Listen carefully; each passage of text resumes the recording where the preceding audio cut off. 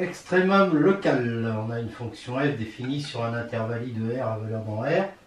On dit que f a un minimum local, un maximum local en A s'il existe epsilon positif, tel que quand x appartient à ça, f de x est inférieur ou égal à f de A. Autrement dit, on trouve un voisinage autour de A.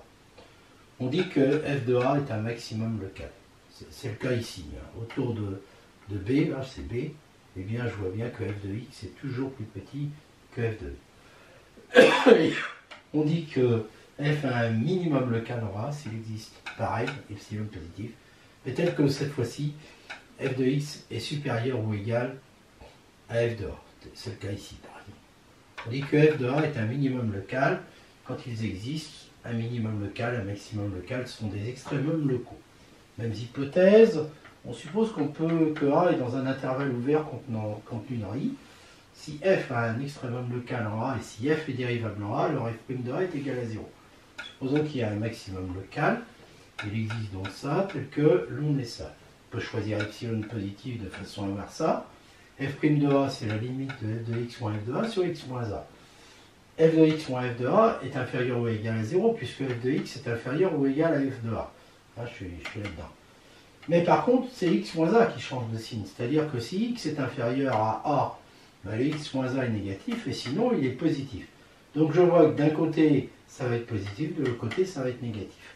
Hein? Donc si je prends, quand x tend vers A moins, ben, x moins A est négatif, f de x moins f de A est négatif aussi, donc ça va être positif.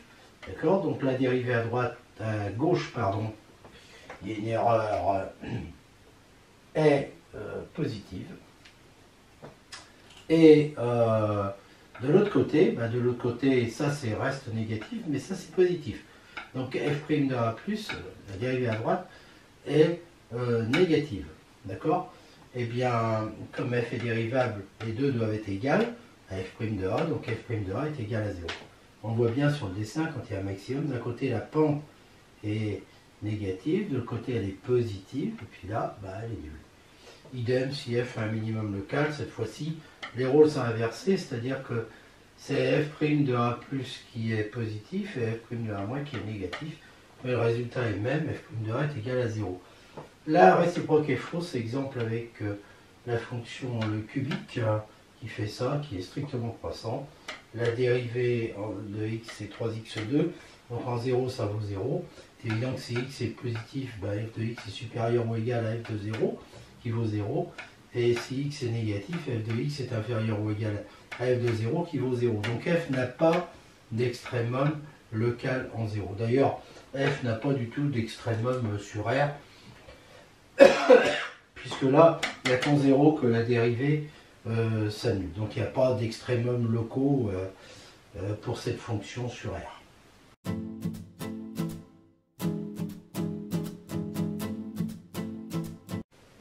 Théorème de Rolle, donc Rolle, mathématicien français de la fin 16e, enfin mi-16e siècle,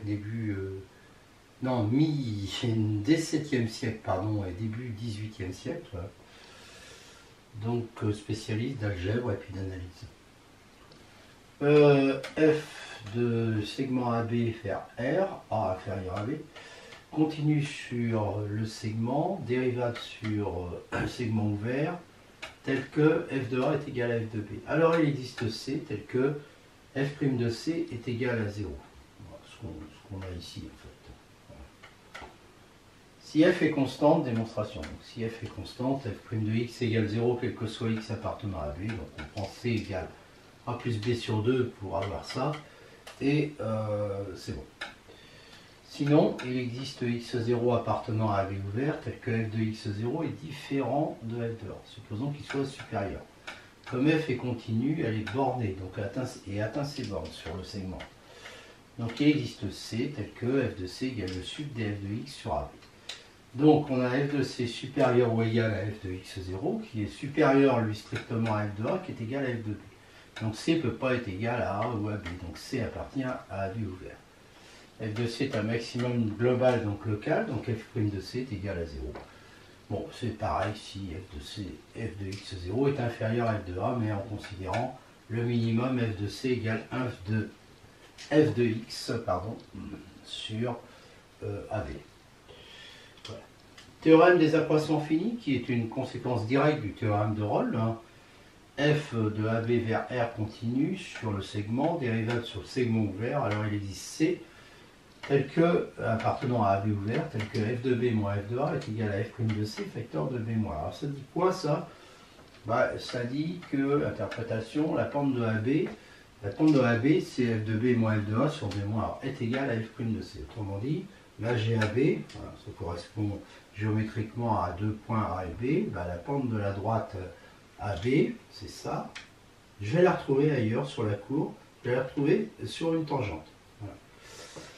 Voilà ce que ça dit. Démonstration, on considère phi, la fonction définie comme ça.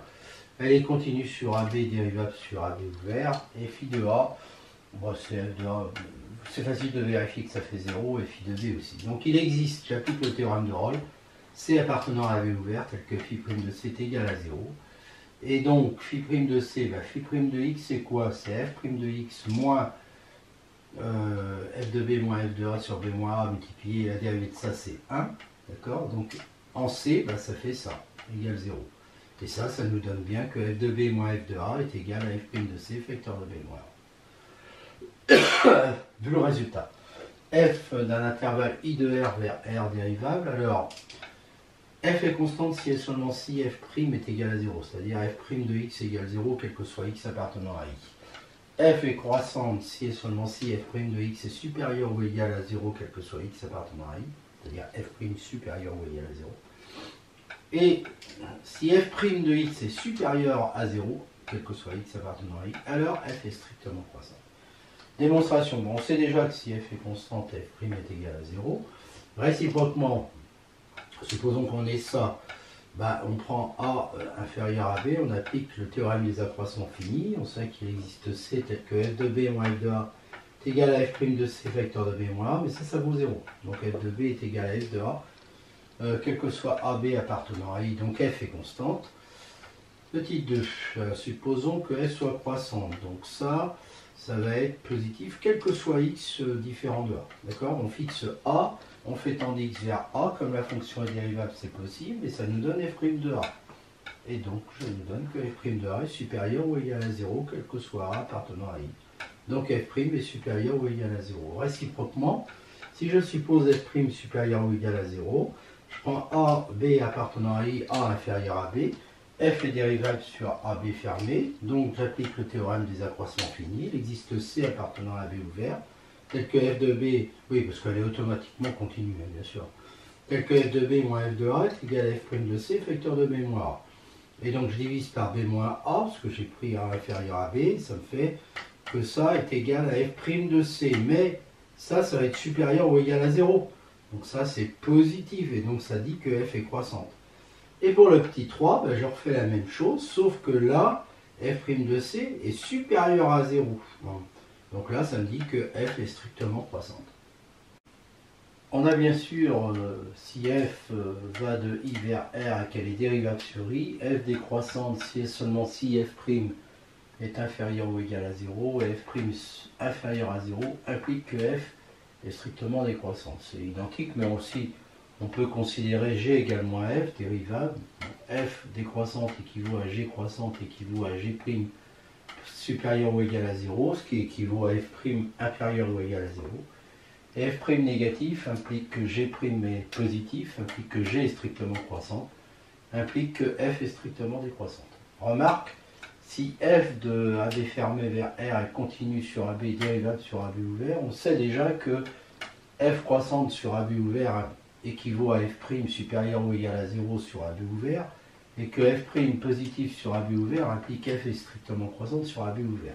Mais en réalité, si f' est supérieur ou égal à 0 sur AB ouvert, ça implique que f est croissante sur AB fermé. Sur AB fermé. Et f' supérieur à 0 sur AB ouvert implique que f est strictement croissante sur AB fermé. Démonstration, f' positif, on sait déjà donc que f est croissante sur AB ouvert, donc on va considérer x entre A et... Donc si x et y sont entre A et B, on est sûr d'avoir ça.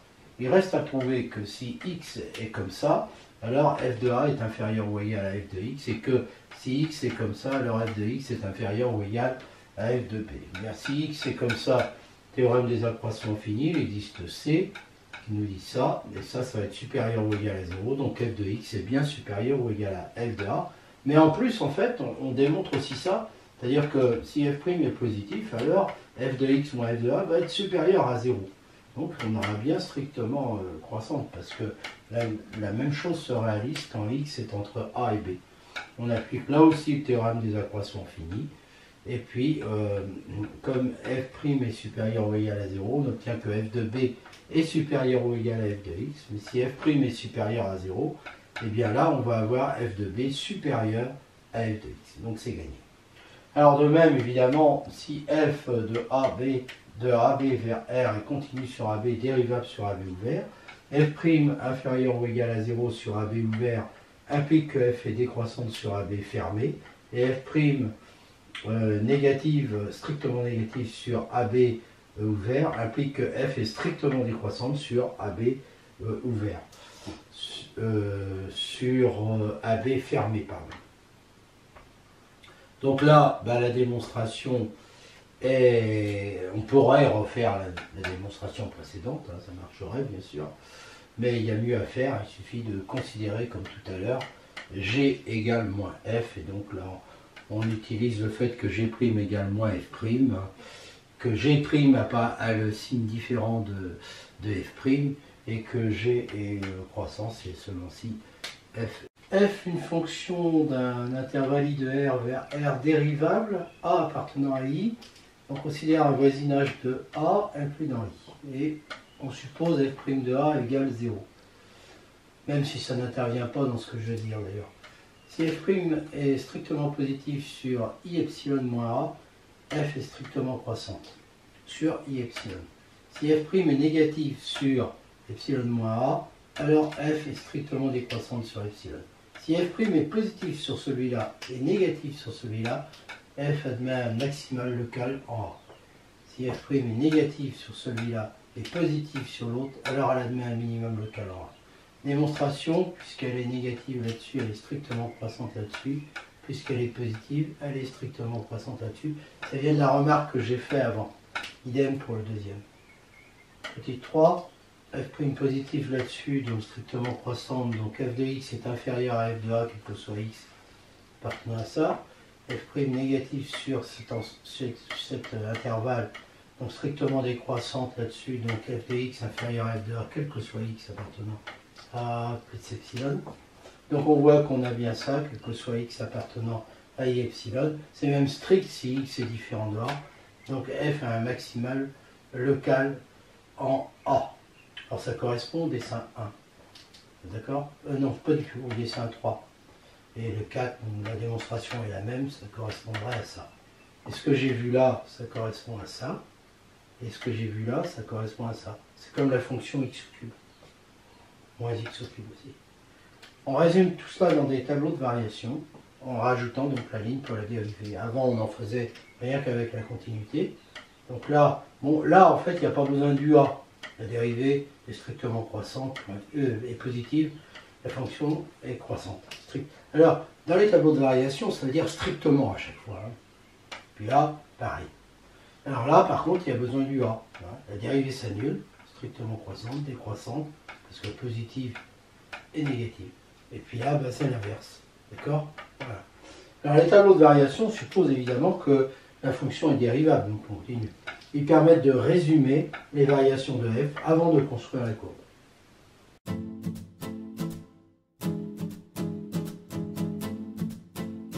Théorème de prolongation d'une fonction dérivable. Donc on a cette fonction continue dérivable sur un but ouvert.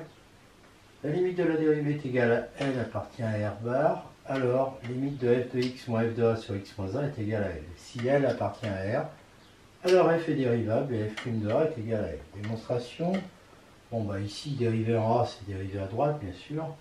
On a ça, et d'après le théorème des accroissements finis, il existe Cx tel que ça. Donc on a ce rapport là qui est égal à f' de Cx. La limite de f' de x est égale à L, donc quel que soit un voisinage de L, il existe nu, vérifiant ça tel que pour x moins a en valeur absolue inférieure à nu, f' de x appartient à v. Comme on a ça, donc on va avoir f' de cx qui appartient à v, et donc on aura ça qui appartient à v. Donc la limite de ça est égale à L. Et c'est gagné. Si L appartient à R, bah, dire ça, évidemment, ça équivaut à dire que la dérivée existe et que f' de A est égal à L. Alors on a évidemment la même démonstration qui donne la même chose pour à gauche de A.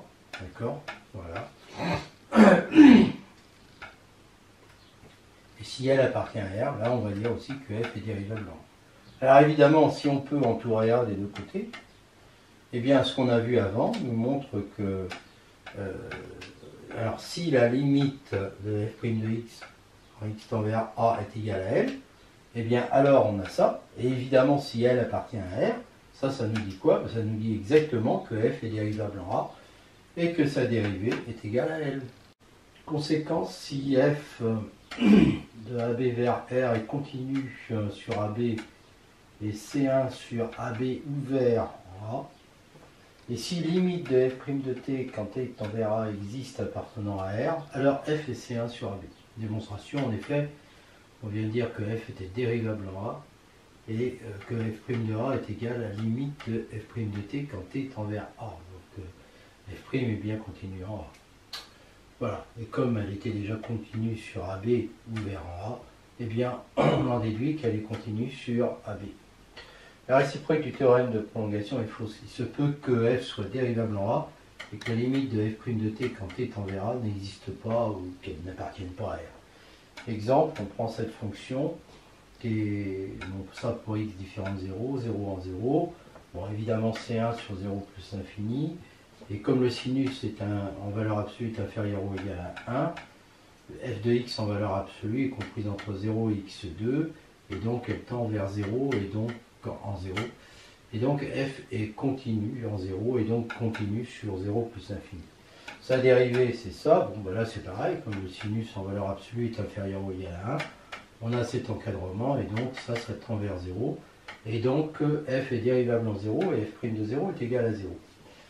Mais si je calcule f' de x, donc comme c'est un produit, il y a u'v plus uv', donc 2x sinus 1 sur x moins 1 sur x2 cosinus 1 sur x fois x2, donc voilà, ça fait ça. Alors ça, il n'y a pas de problème, ça tend vers 0. Mais ce truc-là, ça n'a pas de limite en 0, parce que si je prends la suite xn qui est égale à 1 sur 2nπ, ben, il est évident que cosinus de... Alors, elle converge vers 0, et le cosinus de 1 sur xn est égal à cosinus de 2nπ égale 1, qui tend vers 1. Mais si je prends yn qui est égal à 1 sur 2n plus 1 pi, n appartenant à n, ça converge aussi vers 0. Et cosinus de 1 sur yn, c'est cosinus de 2n plus 1 pi, c'est-à-dire moins 1 qui tend vers moins 1. Ils ne tendent pas vers la même chose, c'est de suite qui tendent vers 0. Donc ça veut bien dire que la limite de f' de x en 0 n'existe pas. Donc f n'est pas de classe C1 sur 0 plus infini.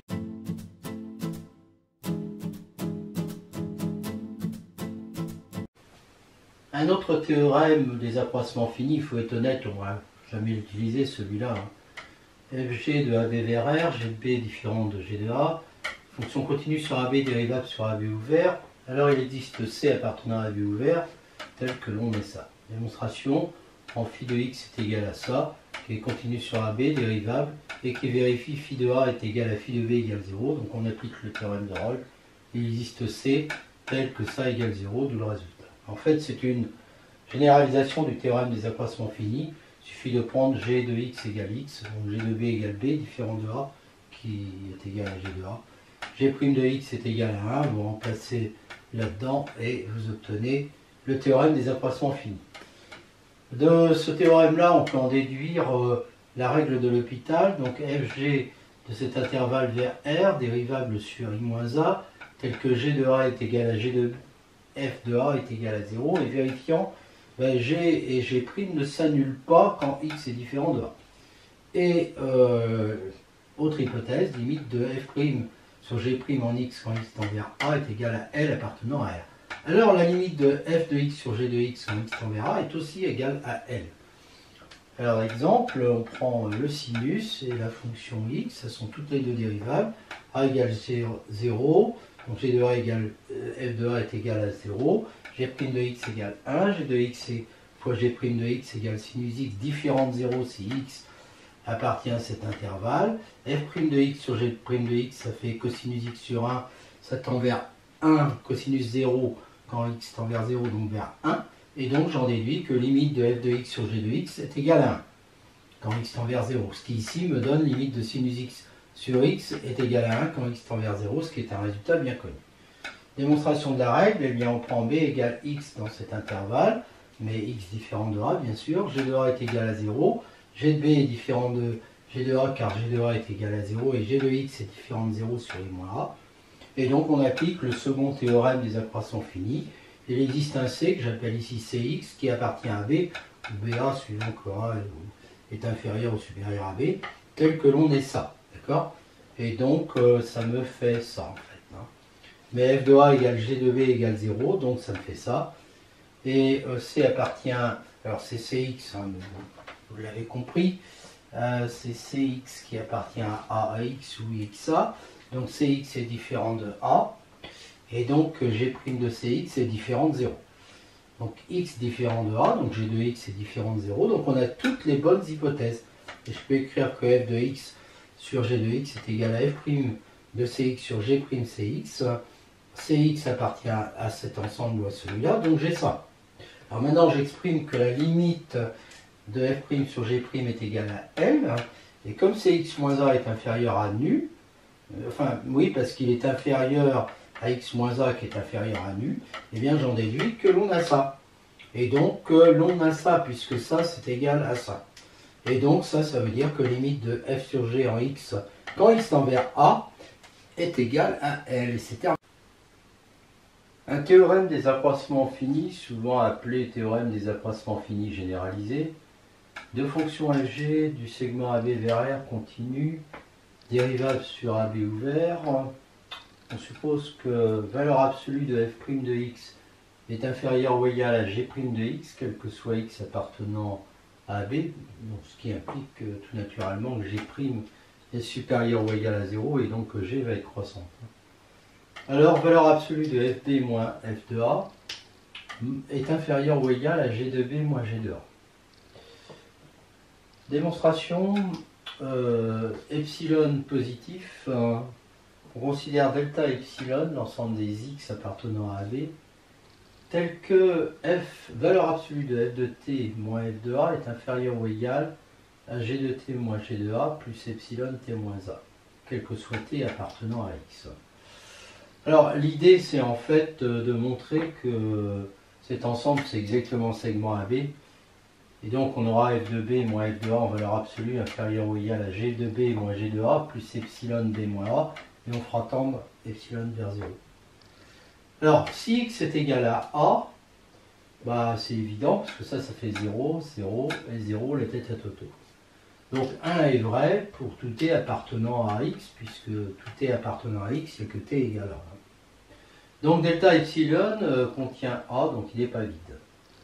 Si x appartient à delta epsilon et que x' est entre a et x, alors 1 est vrai, quel que soit 1, c'est ça. Hein. Quel que soit t appartenant à x, donc aussi quel que soit t appartenant à x', donc x' appartient à delta x. Delta epsilon. Donc delta epsilon est un intervalle d'origine A. Delta epsilon est majoré par b, donc il a une borne supérieure que j'appelle alpha. Alors supposons que soit bêta compris entre A et alpha. Alors on sait qu'il va exister x entre bêta et alpha, c'est à cause de la borne sup, hein, appartenant à delta x. Mais à ce moment-là, on sait que bêta va appartenir à delta x. Donc, ça veut dire que quel que soit bêta inférieur à alpha, bêta appartient à delta x. En gros, ça veut dire que delta x est inclus dans A alpha. D'accord ? Donc 1 est vrai quel que soit t appartenant à A bêta, quel que soit bêta inférieur à alpha, donc quel que soit t appartenant à alpha.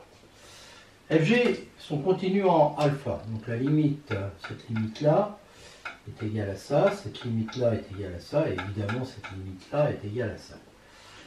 On a donc, alors, on a donc valeur absolue, quand je prends 1 là, qui est vrai quel que soit t appartenant inférieur à alpha, et bien si je vais tendre t vers alpha, la continuité va me donner que f de alpha moins f de a en valeur absolue est inférieur ou égal à g de alpha moins g de a plus epsilon alpha moins a. D'accord? Et donc, ça veut dire que cette égalité qui est vraie, quel que soit t appartenant à alpha, elle est vraie aussi pour alpha, donc elle est vraie quel que soit t appartenant à alpha. Donc que alpha appartient à delta epsilon. Donc delta epsilon est égal à alpha. Supposons maintenant que alpha soit différent de b. Donc ça veut dire que alpha est inférieur à b. F' de alpha, c'est la limite de f de t moins f de alpha sur t moins alpha. Idem pour g'. Donc, on peut trouver nu positif, qu'on peut choisir inférieur à b moins alpha, pour bien rester dans a bêta, tel que valeur absolue de t moins alpha inférieure ou égale à nu, et valeur absolue de ça inférieure à epsilon sur 2, puisque la limite de ça c'est ça, et valeur absolue de ça inférieure à epsilon sur 2, puisque c'est ça. D'accord? Voilà, donc on est sûr de trouver un nu pour celui-là, et donc on en prend un, le plus petit que les deux, et donc on en choisit un pour que les deux soient grands en même temps. Prenons t appartenant à alpha, alpha plus nu. Donc on a ça. D'accord? Voilà, oui, alors j'aurais pu mettre... bon, c'est pas grave. Ça, c'est sûr. Et donc, et ça, ça nous fait... ça, je sais que c'est inférieur ou égal à ça. Et g' de alpha, grâce à ça, c'est inférieur ou égal à g de t moins g de alpha sur t moins alpha plus epsilon sur 2. D'accord? D'où j'obtiens que, dès qu'on a ça, on a f de t moins f de... Là, je multiplie par t moins alpha, qui est positif, puisque t est supérieur à alpha. Et donc, on obtient ça. T, d'accord? Ouais. Alors, en fait, d'ailleurs, on l'obtient aussi si t est égal à alpha, ça reste vrai. D'accord? Ouais. Donc, c'est bien vrai quand on a ça. Mais, alpha appartient à delta epsilon. Donc, f de alpha, donc, on a ça. Ok? Donc, si je fais valeur absolue de f de t moins f de a, c'est inférieur ou égal à... Ça c'est l'inégalité triangulaire. Ça, c'est inférieur ou égal à ça. Et ça, c'est inférieur ou égal à ça. Je fais le ménage et ça fait ça. D'accord? Donc, donc ça veut dire que 1 est vrai, quel que soit t appartenant à ça. Donc ça veut dire que... oui, quel que soit t appartenant à ça. Et alpha appartient à delta epsilon, hein, puisqu'on l'avait dit avant. Donc en plus, 1 est vrai, quel que soit t appartenant à alpha. Donc ça veut dire que 1 est vrai, quel que soit t appartenant à a alpha plus nu. Donc alpha plus nu appartient à delta epsilon. Et ça c'est faux, parce que nu il est strictement positif et que alpha c'est la borne sup de delta epsilon. Donc ça veut dire que l'hypothèse était mauvaise. Cette hypothèse c'était celle-là. Donc alpha est égal à b. Et alpha égale b veut dire que 1 est vrai, quel que soit t appartenant à ab. D'accord? Donc pour t égale b, ça va nous faire notamment ça. Et ça va être vrai quel que soit epsilon positif. Donc quand je fais tendre epsilon vers 0, eh bien j'obtiens que f de b moins f de a en valeur absolue est inférieur ou égal à g de b moins g de a. On généralise encore un tout petit peu plus. Fg défini sur un intervalle ouvert UV, que j'appelle grand I, à valeur dans R, dérivable continue sur I. On suppose que valeur absolue de f' de x est inférieure ou égale à g' de x, quel que soit x appartenant à I. Alors, valeur absolue de f de b moins f de a est inférieure ou égale à g de b, valeur absolue de g de b moins g de a, quel que soit b appartenant à I. Démonstration, c'est évident si b est égal à a, 0 inférieur ou égal à 0. Si B est supérieur à A, ben, on l'a démontré juste avant, on a démontré ça.